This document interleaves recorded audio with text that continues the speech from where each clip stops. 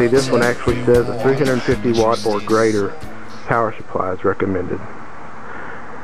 And it actually says a PCIe power connector, but that box is wrong because actually there is no PCIe power connector. But that's what those connectors are called. They're called PCIe power connectors. Most newer power supplies will have 1, 2, or even 4 if they're high wattage power supplies, PCI Express power connectors. If they don't, but the power supply is still plenty enough, say this was a 500 watt power supply, but it was just too old to have a PCIe power connector, well, most of the video cards will come with a little converter cable that will convert 4-pin Molex like this, that will convert it to PCIe power. So just something you want to keep in mind. Can't really delve too much into that, or I'll make this a 3-part video, and I really don't want to. So what I'm going to do next, this is all connected, all ready to go. I'm going to sit this down on the ground and connect it to my big monitor here and check it out, see how powerful it is, maybe even do a little overclocking, but that's another video entirely. But I'm going to set it down and connect it, and I'll show you guys that here in just a second. So now, as you can see, I haven't put the case back on the sides back on the case yet. I'm going to plug it up and make sure it works first. And there is no harm in leaving the side panels off your case when you're testing like this. You cannot get shocked. Anything that could shock you is inside here and safely put away. Anything coming out from here on out is DC voltage, which is basically like your car battery but a little less powerful. It's 12 volts and 5 volts. Yellow lines are 12 volts, orange and red lines are 5 volts, so nothing to worry about. So now I'm going to power it up, and I hear it whirring to life. Hopefully we'll see some video.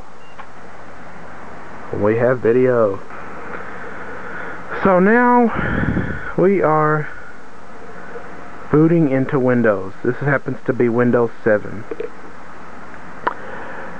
Let's see, since I didn't uninstall the drivers beforehand, I might have a little bit of trouble and need to uninstall and reinstall drivers. Most of the time, if you just it'll boot up, and it might boot up at a weird resolution or whatever, but go into your Add Remove Programs control panel, find your old video card drivers and uninstall them, and then you can download and install the new video card drivers, or use the CD that came with your card. But I don't recommend that. I recommend going to ATI or NVIDIA's webpage and get the newest, latest drivers.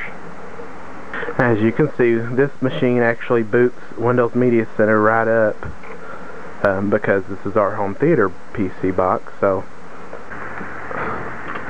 if you don't feel comfortable going to ATI or NVIDIA.com and getting your own video drivers, if you have Windows 7 or Windows Vista, I totally recommend you can go to Windows Update and have it automatically download the drivers for your video card. It will show up under additional updates. In the past, in the Windows XP days, I wouldn't have recommended this, and I'm sure a lot of Uber geeks are watching this video and thinking, oh no, don't download the ones from Windows Update. Well, with Windows Vista, beginning with Windows Vista and continuing on with Windows 7, the driver update policy has changed quite a bit. So now, instead of getting a stripped down version of the drivers for your video card, you get the full package. And so far as I've seen, and this is going on 3 years now since the release of Windows Vista, Microsoft is doing a great job of keeping in contact with the video card GPU manufacturers, and they keep pretty much the latest versions of the drivers on Windows Update. So, with that being said, if you don't feel comfortable going to nvidia.com and downloading drivers, or amd.com if you have an ATI video card, Radeon video card. Do Windows Update. If all else fails, Windows Update will work just fine. So, now all I got left to do is fire up a game and see how she runs compared to the old card. As you can see here, I'm actually installing new drivers for the video card. So my drivers are done installing. Click finish and I'm done. I can run a game now. So here I am playing. This is actually Need for Speed Undercover, which is a couple of years old.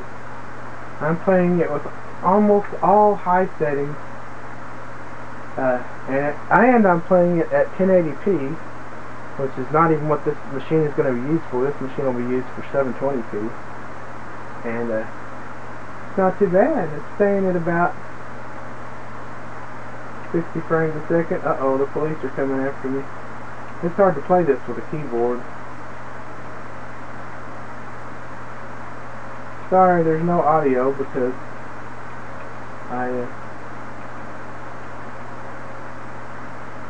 speakers are hooked up to my main computer, obviously. Oh, look at him.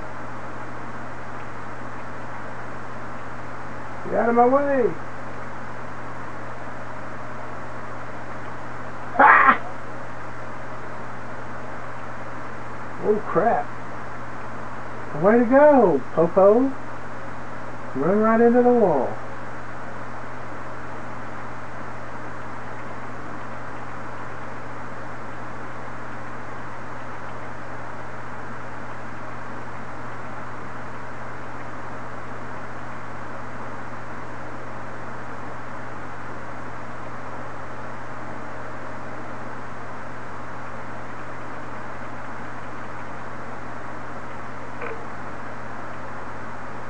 So I'm betting it runs like a dream at 720p.